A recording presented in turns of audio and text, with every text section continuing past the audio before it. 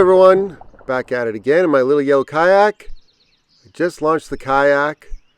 We've got a calm morning. It's beautiful, but I'd like a little bit of wind. Just to get going, I'm going to throw a Reactions Innovation Skinny Dipper in the sungill color. I spooked a bass as I was launching, and I thought, you know what, I'm going to give that Skinny Dipper a shot. It really works better if there's some wind, and we've got none of that right now. It's kind of hazy and just steamy. It's actually not too hot yet, but it's going to get hot later today. It's going to be around 84.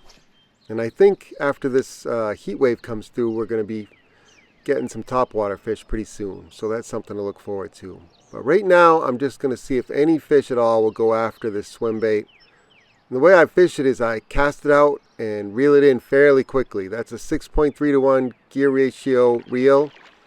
So it's actually coming in a little bit slower than what it looks like because the gear ratio is pretty slow. But it's running probably about 6 inches below the surface. And if they're aggressive and they're going after bluegill, this is the kind of bait that'll get them fired up. And if they're not aggressive, they will completely ignore it. And it doesn't really matter the reason, but I think it's because of the wind.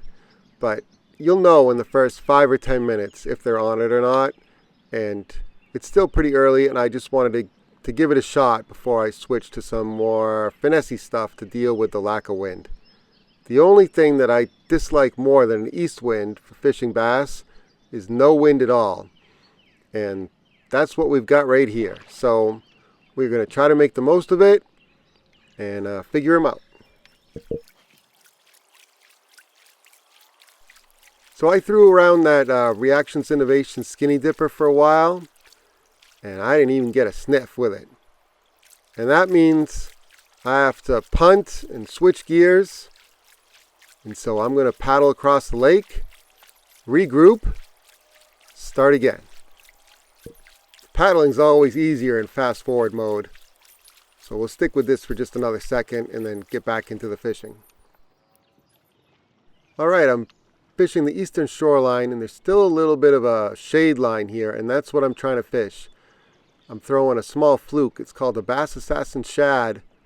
I'm still trying to figure out the best hook for that bait, but right on that particular trip I was fishing a 3/0 2X fine wire grip pin hook.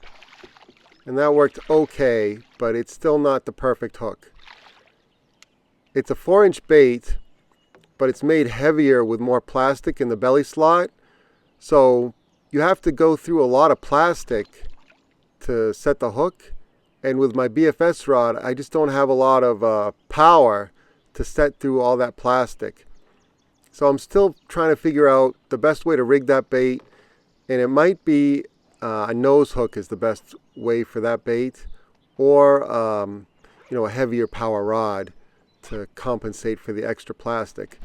Now they put the extra plastic in the belly slot so that it casts better. It's a small fluke, but you can cast it on heavier gear. And so I'm cheating a little bit by putting it on BFS. It's still not a very heavy bait at all. I mean, it's weightless. It weighs almost nothing. And I can cast it pretty well with the BFS gear, but I probably should have another power 2 up in rod strength to get that hook through all that extra plastic. But that bait on BFS gear was the key to picking off fish in this dead, calm, flat water. You know, I barely have a ripple on the water. There's really no wind at all, and the fish get a really good look at your bait when it's like this, and a lot of them just choose not to, feed. I also don't think they're as effective predators when there's no wind because the bait fish can see them and swim away, or dart away, or hide, or whatever. So without the wind, it really helps to fish lighter gear, whether you're going down to spinning gear or bait finesse. That's bait finesse system. It's basically just light bait casting gear that allows you to fish lighter lures on bait casting gear instead of resorting to spinning gear. And it saved my bacon so many times I can't even count. But for these kinds of conditions, it's just really hard to beat. I kind of lost my shade line, so I moved a little bit offshore, trying to fish some offshore rock piles and shoal areas. Still got the fluke on, and that fish ate it while the Bass Assassin Shad was falling, so I really wasn't doing too much. It has a nice little shimmy on the fall, better than a Super Fluke Junior. I got another one. If I get my thumb on him without putting the hook through my thumb. Come on now. I'm going to let you go. Yep. Off he goes.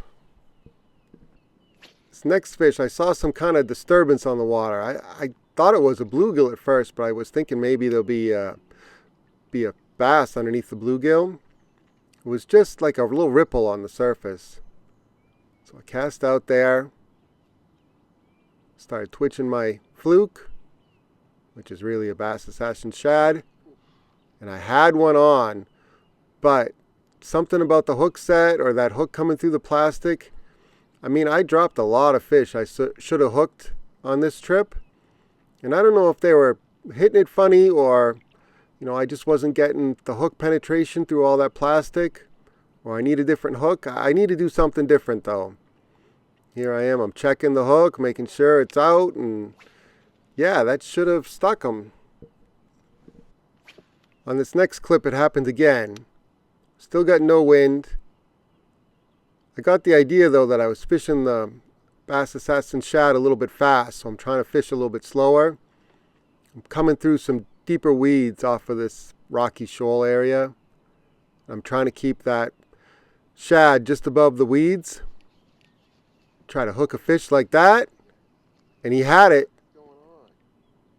I'm checking the hook again. It looks all right. Yeah, something I'm doing isn't quite right. I need to play around with that bait a little bit more. All right, on this next fish, I saw a little dimple kind of far out, and I thought it might be a trout at first, but I thought, what the heck, I'll cast out there and see if I can catch this fish. I dropped the bait out there, and pretty much as soon as it started falling, the fish was on it. And this one I actually did get a good hook set in. I don't know if that was just lucky, or maybe the other fish were smaller bass, but I still feel like my hookup ratio wasn't as good as it should have been. And that's a different fish. That's a smallmouth. He's pulling the boat a little bit. Trying to get him in my net. Doesn't want to come in yet. Come on now. I got him.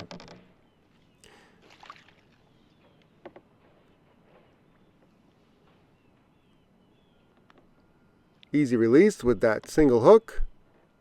Yeah, it's a nice one. Pretty tall. Looks in good shape. Off he goes. After catching that smallie, I had it in my head that maybe if I just set the hook a little bit harder, I could get through more of that plastic. So when this next fish hit, I hit him a little bit harder, and that seemed to help. That rod, that Janko double down BFS rod, it's a noodle. I mean, you can see the bend in it, so even if I try to hit him hard, the rod just bends. I can't really hit him that hard. It's a good crankbait rod though. It's a good topwater rod. I like that rod for a lot of different things. That's a largemouth there. If I can get the hook out, I'll send him on his way. I gotta dig around for my forceps. Please hold, Mr. Fish, and don't let a snapping turtle come up and bite my fingers, or you. Got the forceps. He ate it well. That's a good sign. That means I'm doing something right with the color and the retrieve and the bait. He's not a giant fish, but I'll take him. Off he goes. This next fish I saw pop some bait. And I wasn't sure if it was one fish or many fish, but I figured I better get out there and drop that shad right in there. Tried to hit him a little harder again, and yeah, I was able to drive that hook home. Get another fish.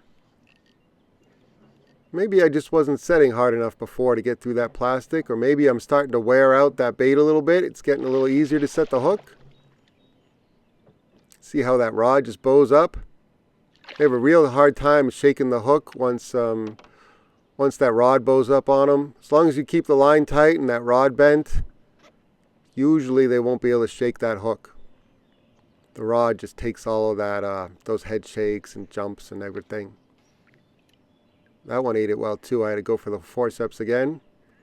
Yeah, nice largemouth. Off he goes.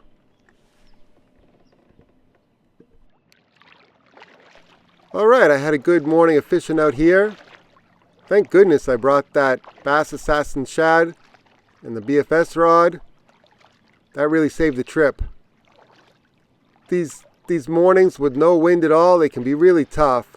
And these fish still aren't really warm enough to be chasing topwater, but that will come right after this next heat wave. The other thing I forgot was my life jacket. I didn't realize till I was on the other end of the lake. So yeah, don't be like me. Wear your life jacket. I'll have it on for the next trip. It just ended up in a bag with my crawdad stuff and extra clothes and rain gear, and yeah, it just slipped my mind. Anyway, thank you all for watching.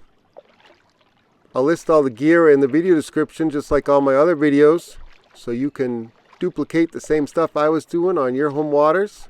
Hopefully have some success there too. I'll catch you on the next one. See ya!